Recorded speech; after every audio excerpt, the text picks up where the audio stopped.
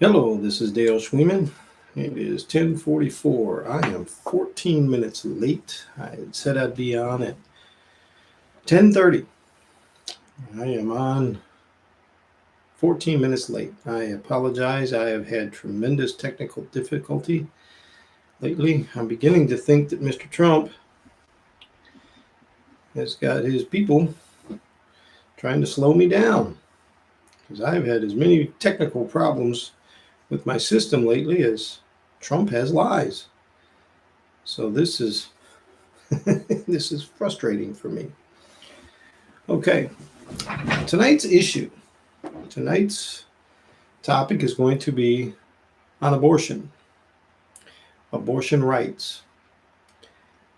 Tonight's not going to be whether I try to convince you that you should be pro-choice or pro-life. That's not what I'm going to talk to you about.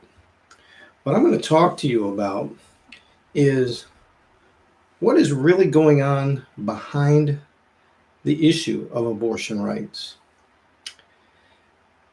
It doesn't matter if you're pro-choice. It doesn't matter if you're pro-life. It's not the point. I personally am pro-choice. I personally am pro-choice because I believe that everybody should have a right to choose. And once we start taking away rights we've already gained, that opens the door to take rights away in any other area. I am 100% behind First Amendment, Second Amendment, Third Amendment, Fourth Amendment, you name the amendments, because I believe in rights. But what I am concerned about is what is really driving the force behind wanting to ban abortions. In our country, we have always had majority pretty much dictated what was going on. Now, abortions used to be illegal. A lot of women died because they did their back alley abortions. Then our country started to recognize the fact that its Constitution says each individual has their rights. And we started to look at the fact that we're supposed to look out for the lives, and we're supposed to respect each person's rights, whether you're God-fearing or not. So we legalized abortion, and they over the years have put more and more strict standards and requirements, and that's good. A lot of the opponents to the abortion used to be based on religious reasons, that it was all about God's choice, and we should not take God's gifts for granted. We should not take God's actions in our own hands and these things behind religious reasons. Well, the Supreme Court ruled that abortions were legal, and that there's the separation of church and state, and that the fact that not all people believe in the religious backgrounds, we have to respect those individuals. Okay. So for decades, abortion has been legal. For decades, there's been small challenges. Now here just recently, it's been getting, the challenges have been growing. Now, I've had this feeling for quite a while that there was a real reason behind it. There was an undertow. There was a political reason pushing this desire to ban abortions. And then I saw a Facebook post about a month ago, and it told me, yes, I am correct. Now, people love to use psychology on individuals. Now, this Facebook post I saw, it said that because of abortions, The African American community has lost 25% of their population. If I have to break that down, it means that there was a whole lot of black people killed due to abortion. And just think, if all those abortions had not happened, the black population would be that much larger, and therefore the black people should now unite behind the politicians that want to ban abortion so that we can have the population of the black community grow. That sounds good, but that's not correct. It may be correct that 25% of the black population is the black population is smaller because of the abortions. But the fact that that is true applies to the white population as well. The white population, roughly 64% of the country at this time, and has dropped tremendously. The black population is 12.4%, 12.6%, and has held steady that way for decades. Okay, the white population is losing ground not to the black population, but to the Hispanics. Now, our politicians, as you can see, are trying to ban any immigrants because, well, that's eroding the majority population in the United States.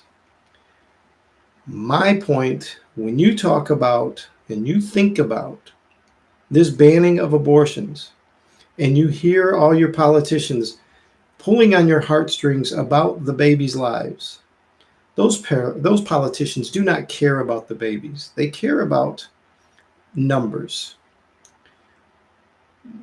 The vast majority of politicians are white. They want to maintain, and yes, I am saying this, yes, this is going to be majorly controversial, but I'm saying it. They want to maintain the majority population in this country to be white so they can maintain control. This is all this is about. It's about control. This is not about they care about the babies' lives. If they cared about those babies' lives, they wouldn't in turn, after the baby's born, want to eliminate what they call the entitlement programs. They would not want to eliminate all the programs that take care of the health care of the baby, feed the baby, take care of the mothers. If they really cared, they wouldn't want to eliminate those programs. No. They want to ban abortion and ban their social, civil assistance programs.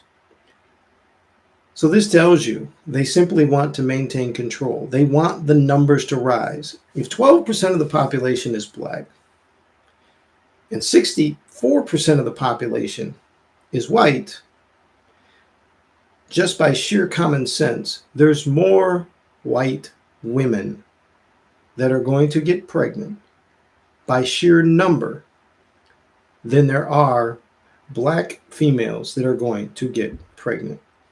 If there's more white women that get pregnant than black women, and you ban the abortions, then there will be more white babies. Mm-hmm. And therefore,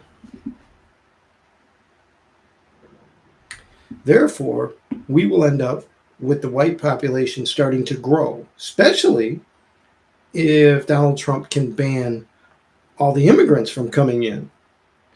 So I'm telling you, and this is not a joke, I am not being facetious. I am not crazy. Well, maybe. However, I am very serious when I say, pay attention to the abortion arguments. Mm-hmm. And don't vote on these things based on your politicians wanting to care about the life of the child, because they don't care about the life of the child. They care about their power in place. And like I said, I've thought about this for a very long time, haven't spoke on it until I saw the Facebook post that was reaching out. It was an obvious psychological ploy to reach out to the black community to get on board with banning the population or banning abortion in order to save and help grow the percentage of the black population. However, percentages can be quite deceiving when you look at what's really going on. And in reality, if we ban abortion, the black population will actually decrease in percentage because, like I said, sheer numbers, the white community will end up with more by sheer numbers. 64% of the population is white. That means we have a lot more women than there are black, and therefore we have a lot more women that will get pregnant, and those pregnancies will come to term that are right now, the white community gets much better health care coverage than the black community. So the white community is not having a problem with obtaining legal, healthy abortions. The black community does not get that same health care. So if they ban abortions, there's going to be a lot more white babies born. And this is a psychological ploy to simply get the politicians, the white politicians, to maintain power. Okay. This is something that we got 1 week before the midterm elections. We got 5 days. 5 days. And abortion is is going to be a major issue in the next 2 years.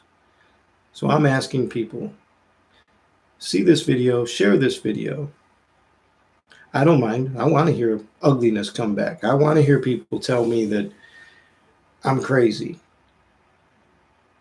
But as long as you tell me I'm crazy, keep looking at what your politicians are doing.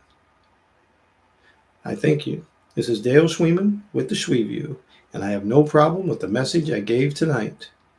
I'm asking you to like this or dislike this, share this, but definitely subscribe because I got a lot more ugliness coming if that's what you call ugly. Thank you. See you tomorrow.